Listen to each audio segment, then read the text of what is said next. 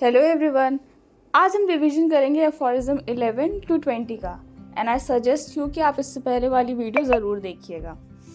Aphorism 11 में vital force in disease state के बारे में दिया गया है। वाइटल फोर्स जो है वो एक नॉर्मल इमटेरियल एनर्जी है जिसके बारे में एफोरिज्म 9 में एक्सप्लेन किया गया है। तो अगर वाइटल फोर्स जो है वो डीरेंज हो रही है तो वाइटल फोर्स अब डिजीज स्टेट में है। इसमें बॉडी क्या करेगी, सिम्टम्स प्रोड्यूस करेगी। Aphorism 12 disease due to internal derangement of vital force. अब एफोरिज्म 11 को ही थोड़ा सा ट्विस्ट करके एफोरिज्म 12 में दिया गया है कि डिजीज़ कैसे हो रहा है, internal derangement of vital force की वजह से हो रहा है। एफोरिज्म 13 मटेरियलिज्म इन मेडिसिन।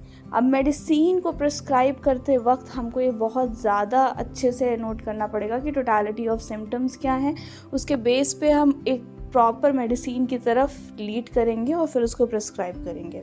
Aphorism 14 disease manifestation. अब डिजीज़ को हम तभी अच्छे से पता कर पाएंगे जब तक हमको ये नहीं पता होगा कि टोटलिटी ऑफ सिम्टम्स क्या हैं। टोटलिटी ऑफ सिम्टम्स को नोट करने के बाद जो कॉमन सिम्टम्स हैं, जो पर्टिकुलर सिम्टम्स हैं, कीनोट सिम्टम्स हैं, उन सब के बेसिस पे हम एक पर्टिकुलर मेडिसिन पे लीड करेंगे और उससे पहले हमको ये पता होना चाहिए कि डिजीज़ है क्या। Aphorism 15 affection of vital force. Vital force का प्रॉपर क्या इफ़ेक्ट हो रहा है हमारी बॉडी पे। आज मैंने पहले एक्सप्लेन किया था कि वाइटल फोर्स अगर एग्जिस्ट कर रही है तो एक इंडिविजुअल एग्जिस्ट कर रहा है, अगर वाइटल फोर्स एग्जिस्ट नहीं करती तो इंडिविजुअल भी एग्जिस्ट नहीं करेगा। Now we proceed to further aphorism 16 removal of dynamic cause by dynamic cause। अब एक वाइटल फोर्स क्या है, एक डायनामिक फोर्स है, तो उसको जो चीज़ हटा पाएगी वो भी एक डायनामिक एनर्जी की होनी चाहिए।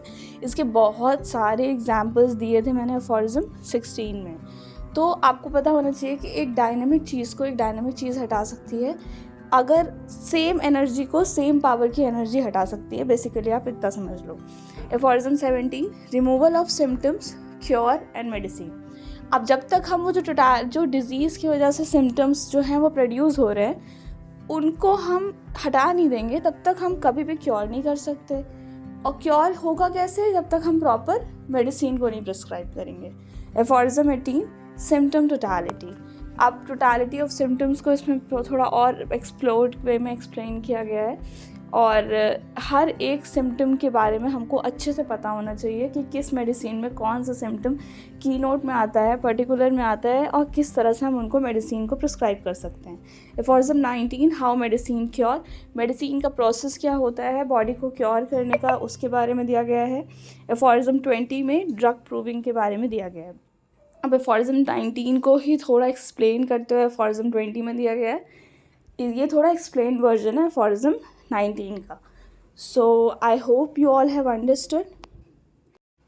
Thank you and keep studying.